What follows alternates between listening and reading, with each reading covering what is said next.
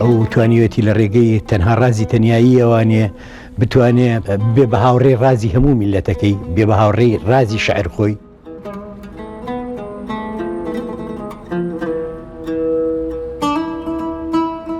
بیرمێ هەتا ئەو کاتێک کە کۆچی دواییشی کردیانی شێ مەحموود لە لایەکی ڕەمزێکی ئێزگار گەورە بوو. ڕازی تەنایی کە بە گشتی بیخوێنیتەوە ڕەنگە چەپشێک شێری کەم بێت، بەڵام لە جوگرافیایەکی زۆر بەربڵاوی ینی نیشتمانی شعری کوردیا جێگایەکی گەورەی کردووە. لەبەرەوە کە باسی تازەکردنەوە و نوێکردنەوەی شعری کوردی بکرێ، ئەگەر باسی گۆران بکەیت ئەبێ باسی هەردی لە پاڵیا بکەیت. ئەمە براوەتەوە. من 1922 لەدایک بووم. 1922 ئەو ساڵەیە کە شێ مەحموود لە هەندستان ئەگەڕێتەوە ئەیکەن بە حکومداری سلێمانی، بەینەما من ڕەنگە زووتر لەدایک بووم. 1922 لە نفوساوە، یعنی ئەوە معلومە کە لە نفوسا بە مناڵ نووسیویانم بۆ ئەوەی یەک دوو ساڵە کەمیان کردومەتەوە وا دەرەکەوێت لە ترسی یا عەسکەری بووە یا چی، ئەوە عادەتە لە کوردەواریە.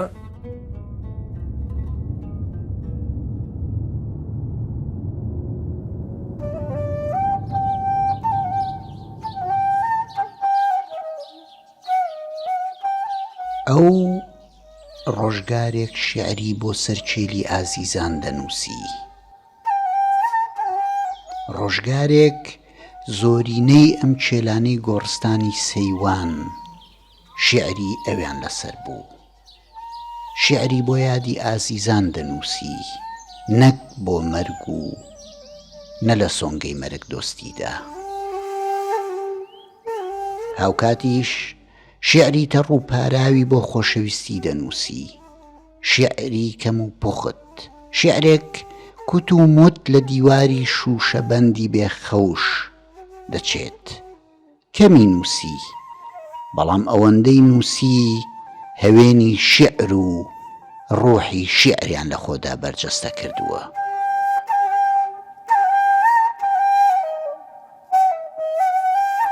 شاعری ست فاتیمە مامۆسا هەردی وەکو خۆی دەڵێت هەرچەندە لە ناسنامەکەیدا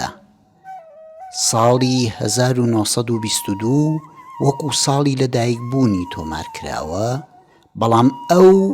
ساڵی 1921 لەدایک بووە. هەر بۆیە ئێمەش ئەم بەرهەمە، ئەم ڕازە تەنیایە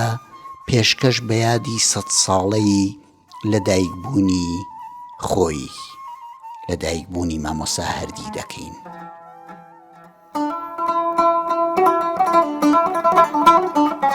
گەرچی دڵاری لە خاکی ئێمەدا ئەفسانەیە، هەر بە تەنیا بۆ کوڕی خاوەن تەلار و ئانەیە، گیانەکەم ئەمما دڵی من لەو دڵە شێتانەیە،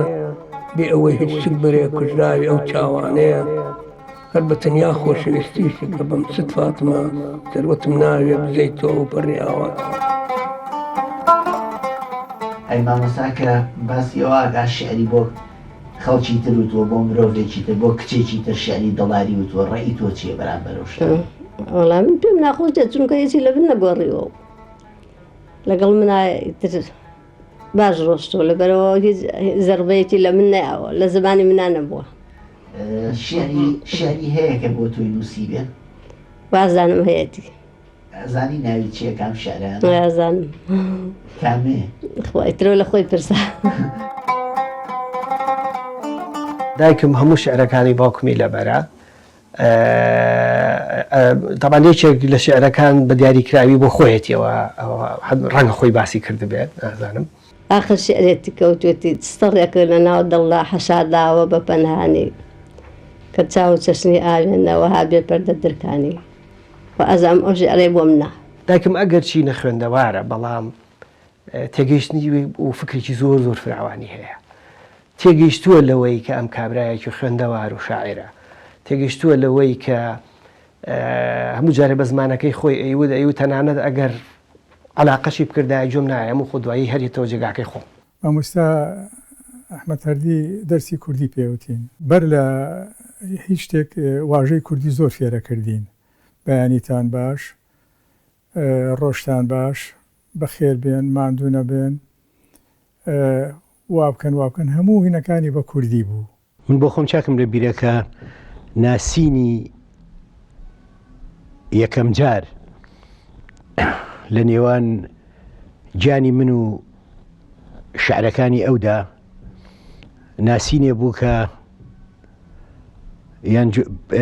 جۆرە پەیوەندی خۆشەویستیەک بوو کە وایان لە من کرد زیاتر عاشقی دنیای شعر و خۆشەویستی زمانی کوردی ببم و من لە سەردەمێکە تەواوی شعرەکانی هەردیم لەبەر بوو با بڵێن شعرەکانی ڕازی تەنیایی ڕووداوی زۆر هەیە لە مناڵی خۆی ئەیجێڕایەوە کە سەرەن دیوانێکی نالی و سالم و کوردی دەرچوو بوو وابزانم چاپی مەریوانی پێیاڵێن ئەوەی دایمە لە با خەڵما بوو هەموو شعرەکانم لەبەر بوو. تۆ یارمەتی داوە لە بواری شعر و هونەر وەڵام من زۆرم پێخۆشە هەموو شتێکیشم بۆ کردووە ئێستاش بە حیاتی خۆی ناتوانێت تا ئێستا بازاڕێکی بۆ من نەکردووە هەموو مەسئولێتێکی ماوە لەسەر شانی من بۆتی لەگەڵیان تا ئێستا حەزم کردووە زۆر شتەیە بیکە زۆریشم پێخۆش بوو ئێستا زۆرم پێخۆشە کە باسی حیاتی خۆی بک بە درێژایی هەموو مناڵیش حەز دەکەن هەر نایکات تا ئێستا نێکردووە. دەستی کرد بە باسی نیشتمان و نەتەوە بە چاودێری پۆلەکەی وتی دەرگاکە دابخە چەندە باشیرێکی ڕەنگاوڕەنیان بۆ هێنا وتی ئێمە نەتەوەیەکی ژمارەمان ئەوەندەیە جوگرافیامان ئەوەندەیە ئێمە هەڵسو کەوتمان وایە ساڵانی ئەوەنە ڕاپەڕینمان کردو بۆی دەست سەر بەخۆی خۆمان بەدەستبێنین بەڵام نەماتوانیەوە و دێزمان نابەرامبەر بۆ تێشکاوین بەدەم ئەم قسانەشەوە لەسەر تەختە ڕەشەکە دەستی کرد بە نەخشاندنی ئاڵای کوردستان هەر سێ ڕەنگەکە تێیگەیان کەوتی ئەمە ئاڵای کوردستانە بایەوە لە ناختانە ئەمێنانە بچەسپێ و لە بیرەوەریتان بێ کە ئێمە نەتەوەیەکین ئەمە هێمای نەتەوەی ئێمەیە ئەمە زۆر گرنگ بوو بۆ ئێمە لە ژێردەسی ئەو ڕژێما و لەو کاتا بۆ مناڵێکی وەکو ئێمە کە نەمانەزانی سیاست چییە وەڵا وایە بەڕاستی سیاسەتەکە نەیهێشتیچ بڵێنەوە ئێستا لێرە وازمان لێ نایێنێت سیاست نایڵێ گینا وڵی من ئەگەر خەیاڵم لە سیاست پاکەمەوە لام وایە توانم شعر بڵێم هەر ئەوەشە ناشتوانم پاکیکەمەوە هەرچە نەکەم کە ئێستا دانیشتم بچم پێ ناکرێیانی. ئەحمەد حەسەن عەزیز کەریم بەگزادە ناوی تەواوی هەردی شاعیرە وەکو پێشتر ئاماژەی پێکرا ساڵی 1921 لە گەڕەکی گۆیژەی شاری سلێمانی لەدایک بووە لە شیعر و لە سیاسەتیشدا هەڵگری ڕازی تەنیایی بووە پێدەچێت ئەم مرۆڤە شیعر لەگەڵیدا لەدایک بوو بێت ئاخر ئەو هێشتا لە قۆناخی بنەڕەتی خوێندندا بووە و شیعری نایابی بە زمانی باڵا نووسیوە تا تۆزەهین بوومەوە شۆرەتم وەکو شاعر و شتیوا پیا کرد و هەموو شۆرەتەکە چی بوو دووسێ شعری هینم وتبوو بەڵام بەنسبە مناڵێکی ئیبتیداییەوە زۆرە شعرێکم هەیە لە بیرم نییە ئێستا بیرم نەماوە شعرەکان تەنیا یەک دوو بەیتێکم بیرماوە شعرەکە شعرێکی ئێستا ئەزانم لەسەر وەزنی هەزەجە کە ئەوتان نەمەزانی وەزنی هەزەج چییە ئەسڵەن وەزنێکی هەزەجی زۆر تەواوە و زۆر ڕێکوپێکیشە ئەسەف بۆ خاکی بابان و شنەی ئەسەف بۆ خاکی سۆران و شنەی بەیاخی بابانم لە کوێن کوردینەوەی کاوە و سلاحەدینی جارانم ئەمە تەرجیعی هینەکەی تەرجیعانی ئەوەی کە ئەوترێتەوە پرسیاری سەرەکی و ڕازێک سەبارەت بە شاعیرێک لە تەمەنێکی زۆر زوودا و بتوانێت بەو زمانە باڵایە شیعر بنووسێت بۆچ دەچێتە بواری کاری سیاسیەوە ساڵێت دەستان کرد بە شعر نووسین و یەکەم شعرکە نووسی بێتە وەڵی ناتوانم ئەوە بڵم چونکە ئەگەر شعر ئەوانە بێ کە هینە بازە شعر ناڵێم بازە شعرم هەبوو زۆر باش بوو ئەوەی کە ئێسایەکێک لەوانە خوێنمەوە مەسەلا بەیتێکی هەیە ئێساش هەر ئەو بەیتێم لە بیر ماوە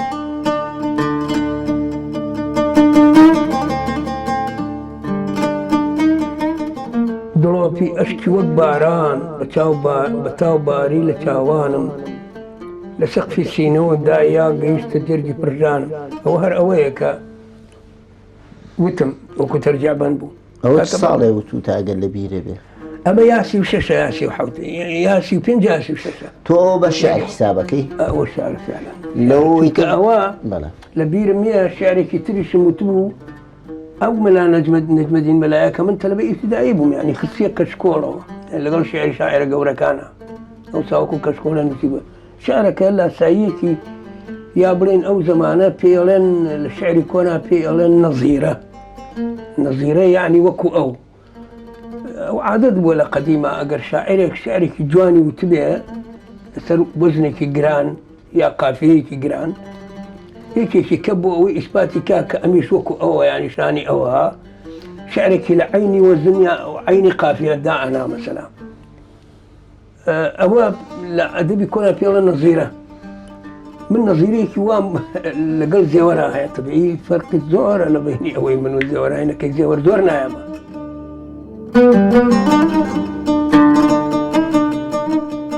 سکانی ئابڕووی چەمەن بەڕووی لالدارەوە سکانی نرخی نەستەرەن بە زولفی مەشکبارەوە چما لەمەی لەنەی لە جامە گەر بەلەنجە بێتە لام بەڕووی ئابدارەوە بە چای پڕخومارەوە. ئەمە شعرێکی گاڵتە نییە. فدای قەد و خەدی خەد و قەدی تۆ چەمەن بە فەوجی هەموو وڵاتی گوڵعومەر بە عەرد و بەرد و دارەوە بە ئاوی دەرچنارەوە. تەماشاکە ئەم شعرە شعرێکی زۆر نایابە. من محاولەم کرد گوایە شعرێکی نەزیرەی ئەمە بڵێم لە بیرمێ شعرێکم وتۆ ئەسا سێ چوار بەیتێکم هەر لە بیر ماوە یعنی ئەوە لە کەشکۆڵان نووسراوە. بەهۆی گوڵی شیرینی پڕگوڵاوی لێوی ئاڵەوە دڵاری چەشنی بولبولانە خاتە شین و ناڵەوە وەنەوشە شۆڕی کرد سەری لە عەزرەتا گوڵ هەڵوەری شەوبۆل بۆ بووبێ بەری بە زولف و کوڵم و خاڵەوە سەر و باڵای شکایەوە عەرقەدی چەمایەوە یارم کە هاتەکایەوە بە مقامەتی شمشاڵەوە. یعنی ئەمە بۆ مناڵێ زۆرە من لە ئیبتیدایا بووم ئەمە چاپ نەکردووە مامۆستا؟ نەوەڵا چاپ نەکراوە لە لات ماوە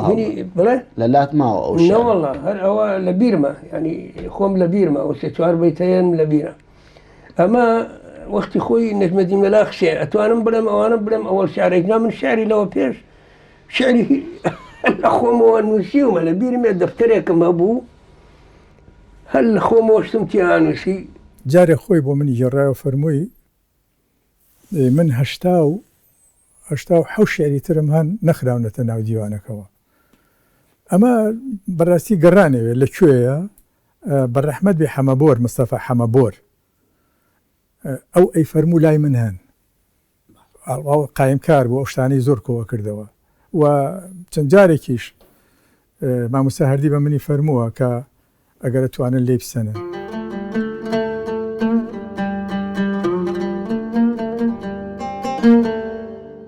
بەڵام ئەو نەک هەل لە شعردا بەڵکو لە بواری سیاسەتیشدا ڕازێکی تەنیا بووە. کاتێک مرۆڤەکان بە کۆمەڵ ڕویان دەکردە بیر و باوەڕێکی دیکە هەردی لەگەڵ هاوڕێکانیدا هەستی بەوە کردهبوو کە دەبێت شتێکی بنەڕەتی بۆ میلەتەکەیان بکەن بێ دەستەبەرکردنی مافی بنەڕەتی و بێ دەرفەتی خۆپاراستن هیچ گەلێک ناتوانێت خزمەت بە بیر و باوەڕێکی هاوردەی بێسوود بکات. من لە قۆناغەکانی ژیانی ناسیایی و پەیوەندیم لە خزمەتیا لەوە گەیشتم کە ئەو ئەتوانم بڵێم بیرمەندی ئەو دەستەیە بووە کە لە گەریانە ئەو تۆوانیان چاندووە بڵاویان کردوێتەوە. هەرچەنە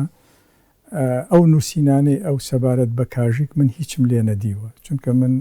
وەکو ئەوەی ڕۆژێ لە ڕۆژان کاژیک بووبووم یا پاسە بووم هەرگیز بۆ مێژوو ینی بەڵام ئەوەی ئەو لە مێشتی ئێمە چاندی نەتەوە بەگشت نەتەوە کە هەموو ئامانج هەر ئازادی و خۆشەویستی و سربەخۆی نیشتمان و نەتەوە بێت. لە بەغا بووین ئەوساکە دارمەعلمین و ئەمانە لە شوێنی تر نەبوو یعنی هەر لە بەغا هەبوو هەرچی تەلەبا بۆیە توایە ئەوێ ئێمە ماوەیەکی زۆر 1-2 ساڵێک لە عەزەمیە بووین قسمێکمان منی لەوانەی کە بەر ئەوێ کەوتم لەوێەوە هەموو جارێ ئەچووم بۆ شێخ لە خزمەتی شێخا بووم شێخ محموودی حەفید بڵێن لە چونکە لە عەزەمیە ئەو دەست بەسەر بوو باوکم ئەوە جار بردمی بۆ ماڵی ئەوان باوکم هینی هەبوو لەگەڵ ئەوانە زۆر معجبیش بوو وەکو دەروێشی وا بوو زۆری خۆشەویست بردمی من تازە پێگەیشتم اینجا طبعا گەڕەکەکە لە بیرم نییە لەو لای ئەوسا جامع هین هەبوو دارالعلوم هەبوو ئەم خواعافی کە ساڵی یوسفیە لەوێت تەلەبە بوو من ئەوسا نەمەناسی لە پاشترە ناویم بیست و ئەمانە لەو لای دارالعلومەوە ماڵێک هەبوو پێچی دەکردەوە ماڵێک هەبوو سەر لە بیرمە شێخ لەوێ بوو هەموو ڕۆژێ لەوێ جمعانە چوم بۆ لای کاژی بنامە یەک کەس نەینووسێ کارێکی ناوکۆییە بۆ وێنە ئەو پێشەکی جوانەی عەبدوڵڵا جەوهەر ئەحمەد هەردی لەگەڵ فرەیدوو لە شاهینەکەیان کە باسی مێژووی ئەوشتە هەرچی پەیوەندی بە کێشەی سۆسیالیزم ئەوانەوەی من اینجا دوایی بە هەموومە هاتووی تەماشامان کردوێتەوە و توێژمان تێکردووە شەن و کۆمان کردووە خەریکی بووین ئەو ڕەنجی هەموومە نەک بە تەنها مامۆستا هەردی شاعیرێ بووە و شاعیرێکە بە بڕای من یەکێکە لە ڕووناکبیرانی گەلەکەشمان و یەکێکیشە لەو پیاوانەی کە لەگەڵ ڕووناکبیریەتیا خاوەنی هەڵوێست و خاوەنی تەجروبەیەک بووە لە حیاتی نەهامەتی و ناخۆشی گەلەکەمانە کە بۆ خۆی چەندین ساڵ بە نەخۆشیشەوە لە شاخەکانی کوردستان و لە ناو پێشمەرگەی کووردا بووە ئەو تۆی کوردایەتی مامۆستا هەردی لە منیا چاندووە لە هەموو قۆناغەکانی ژیانمە هەر ڕۆژێک زۆرتر چڕۆی کردوێت هەر دەستنێژی ئەو بووە و هەمیشە و هەمیشە لەگەڵ ئەو خۆشەویستی نەتەوەیە ئەژیم کە ئەو لەگەڵ منە تیا چاندم و تیاما پەروەردەی کردووە هەرگیز منتبار و قەرزاری ئەوم لە ڕۆح نە لە خوێن لە هیچ شوێنەکە دەرناچێت هەر تاشە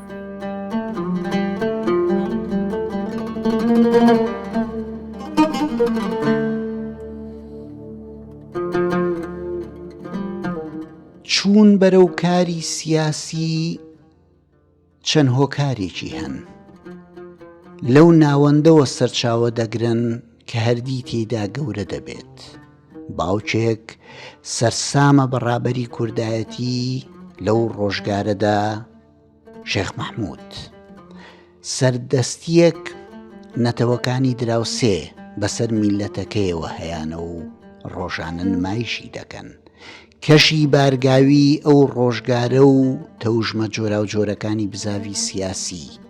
هەروەها ئەو مامۆستایانەی لە بواری خوێندندا سرود و وانەی کوردایەتی بە قوتابیانی کورد دەڵێنەوە هەموو ئەمانە پێکەوە هۆکارن تاکو کەسانی خوێندەواری وەکو هەردی هەم ڕوو بکەنە کاری سیاسی و هەم لە کاری سیاسیشدا دیار و دەرکەوتە بن سەرباری ئەوەی هەردی دەچێتە نێو کاری سیاسی و سرە ڕای تێکەڵبوونی بەردەوامی بەکاری سیاسیش لە بواری شێعردا هەردی ناوێکە و ناوێکی گەلێک گرنگیش لە مێژووی شێعری کوردیدا مێژوویەک ئەمیش یەکێک لە ستێرکە دیار و بەجریوەکانیەتی جارێکیان گۆران لێم پرسی وتم تۆ شارەهینەکانە شارە سیاسەکانە لە مستەوای شارە غەزەلیەکانتان نییە شارەکانی ترتان نییە وتی تۆ چۆن واڵی خەڵق واناڵن تۆ خەڵق توات لە خەڵق دەنە خەڵق کە من بەعزە شارم ئەوت لەسەر بەدڵی ئەوان ئەیان تۆ لە گۆران شاعرتری بەڵام من خۆم هەموو ئەم ئەزانم ئەو لە من شاعرترە وانی ئەوە تۆ ڕاستەکەم پێ بڵێ ئەوە سەبەب چییە تۆ ئەو بۆچی ئەو مستەوای شعرە دڵارەکانی بەرسرە لە هی وتی وەڵی ڕەنگە هی ئەوە بێت کە من ئێستا زۆرتر شعری منطقی و ئەمانە ئەخوێنمەوە ئەین شتی منطقی و اقتصادی و تحلیلی سیاسی و ئەم جۆرە شتانە ئینسان خۆت ئەیزانی وتی شعر بە کابرایەک ئەتوانێت بڵێت کە ئاسۆی خەیاڵی فراوان بێ هەر ئاوا یعنی ئوفقی خەیاڵی ئاسۆی خەیاڵی فراوان بێ ئەنجا ئەتوانێت شعر بڵێ چونکە شعر خۆ علم نییە زۆرتری ئەبێ خەیاڵێکی تێکەڵاو بێ ئەمە شعرێکی هەیە لەسەر شێوەی ناوی چییە بناغۆچینی دیواری تەلاری بەرزی دڵداری بەسەر لانەی دڵاڕۆخە لەسەر ئەو شێوەیە تقریبان بەڵێنتدا کە بتبینم بەڵام چەند چاوەڕوانە بووم نەهاتی زیادی کرد کەڵپەی دەرونی کەڵپە تێبەر بووم لە ئەو ساوە خەو خۆراک و خەو هەواس و خۆشت لا بردووم بە کورتی عنی وەک مردوو چ جیاوازی نییە مردووم گوڵاڵی پاکی یەزدانی چییە بێ وعد و پەیمانی لەسەر چی خۆزگە ئەمزانی ئەو کۆمەڵە شعری هەردی هەوێنی شعرن ینی هەوێنی شعرن و خۆ ڕزگارکرد بووە لە کۆمەڵە شتی زیادە کە لە شعرا هەیە ئەو نەچۆ بەلایە و لە وەختێکی شاکە بە بڕای منزانی کە ئەوەندەی وتوێتی ئەوەندەی وتووە و ئیتر ئەو شتێکی تری نەوت کە کارێ بکە با بڵین لە وتنی تردا کەمیش بێ لە نرخی شعرەکانی پێشی خۆی بێنێتە خوارەوە مدیرەکەمان بانگی کردم وتی وەرە کوڕم من ئەزانم فایق بێکەس ئێستا تەلەبەکانی فێری یەک دنیا شعر کردووە ئێمەش من ئەزانم تۆ شعرە زۆر لەبەرە ئەبێ فریامان کەوی وتی منیشتم بەسەر چاو ئێوارە داوەتیان کردن و ئەمانە و بوو بە شەڕە شعر بوو بە شەڕە شعر فاق بە کەس من مناڵێ بووم نەیە ناسیم ئەمانە وتی تەلەبەکانی ئەوان هەڵەسان هەر شعرێکیان ئەوت منیش هەڵەسان لەسەر عینی وەزن شعرێکمە خوێنەوە طبعاً هینی شاعران نەکی خۆی گوتی ئاخر کەس هەستا شعرێکی خوێنەوە لە ئەدەبی کلاسیکا پێڵەن تەرجیع بەند وتی منیش هەستام شعرێکی خۆمم خوێندەوە کە لەسەر ستایلش تەرجیع بەند نووسی بووم کە ڕستمەوە بچم دانیشتم وتی فاق بێ کەس بانگی کردم وتی ئاوەرە وتم فەرموو ئەفەنی تەبەنەوسا بە مامۆستایان و تۆ ئەفەنی وتی ئەم شعرەی کە ئێستا خوێنتەوە جاریشکە بۆم خوێنەرە وتی بۆم خوێندەوە وتی ئەمە شعری کێیە من نەمبیستووە وتی منیشتم ئەفەنی ئەمە هی خۆمە وتی ئەزانی ئەمە چنەوە شعرەکە وتی منیشتم بەڵێ پێڵەن تەرجیع بەند وتی ئەزان تەرجیع بەند چییە وتم بەڵێ بۆم شەرح کردێتە وایە وایە ئەمانە وتی دەستێکی کێشا بەشان ماوتی هەتی تۆ جێ بە من لێژەکەیت من ئەما لەبەرچی هین لە هاتووە من واتە سەورەکەم کوردی شتێک هەموو شتێ لە دنیا شعر بێ و هەر شتێکی تر بە تایبەتی هەرچی ناوی هونەرە فەنەیانی ئەبێ لە دڵ و دەروونە جۆشێک و حەماسەتێک هەبێ بۆی ئەجینا بۆت ناکرێت ئەو جۆش و حەماسەتە بۆ نەما لە لای نازانم ئێوارەیەک بوو لە ژوورێکا بووین بە تەنیا بەس من و ڕێبینی لێ بووین بە دیاریەوە و دەزانی لەو لەحزەیە باوکت وەزعێکی وای هەیە و لەو تەمەنایە و ئەمانە قەلق بووین پێدەنگ دانیشت بووین هیچمان بۆ ناوترا لە پڕێکا ڕێبین ڕووی کردە باوکم لەسەر قەرەوەڵەکە ڕاکشا بوو وتی بابە ئێستا پێمان ناڵێ ئەم سەد فاتمەیەکێ بوو ئەویش سەری بۆ بەرز ناکرا دەستی خسە پشت سەری خۆی بەدەست سەری بەرز کردە سەرێکی کرد ڕێبین وتی باوکە کەسی یەنی هەر من و ئاسۆسین و ئەمانەوە سەرێکی کرد وتی ڕۆڵە ئەتەبێ قسەم لێ دەربێنی قەت بە دڵڕەت باسە ناکەم نازڕێن ملاوەکە چەپکە گوڵێ بۆ ست فاتمە فاتمە دوو چای مەستی پڕ تەلیسمی جوانەیە پڕ شەرابی خۆشەویستی و ئارەقی هێزدانەیە بەژن و باڵاکەت نمونەی هەیکەلی وێنانیە لار و لەنجەد مۆسیقایە بەستەیە گۆرانیە بووکی ڕاداوەی خەیاڵم گیانەکەم ست فاتمە تاقە پرشنگێکی چاو ئەو پەڕی ئاواتمە گەرچی دڵاری لە خاکی ئێمەدا ئەفسانەیە هەر بە تەنیا بۆ کوڕی خاوەن تەلار و ئانەیە گیانەکەم ئەمما دڵی من لەو دڵە شێتانەیە بێ ئەوەی هیچ شت بەرێ کوژراوی ئەو چاوانەیە هەر بە تەنیا خۆشەویستیشت لە بەم چت فاتمە سەروەتم ناوێ بزەیتەوە و پەڕی ئاواتمە خۆشەویستی وا کە نامەی خوایە بۆ پێغەمبەران بەرز و ناسک وەک هەناسەی پڕ گوڵاوی دولبەران نەک وەکو حەزکردنی دینار و گەوهەر پەروەران ئەو کەسانەی بۆ قڕانێ چەندە دڵیان هەڵوەران خەڵقی تر بە پارە پەرستی با بکەن ست فاتمە من بە تەنیا تۆ پەرستی ئەو پەڕی ئاواتمە زۆر کە ڕەتانم ئەدا داخی دەرونی پڕگەڕم بۆتی هەڵڕێژم سکاڵای ناسکی گەرم و گوڕم داخەکەم کاتێک کە دێمە بەردەمت واقی ورم وامە شێوێنێ بجۆرێ نایڵێ هیچ دەربڕم وتی ڕاداوەی خەیاڵم گیانەکەم ست فاتمە گوێ بۆ ئەم ڕازی سلکەی ئەو پڕی ئاوات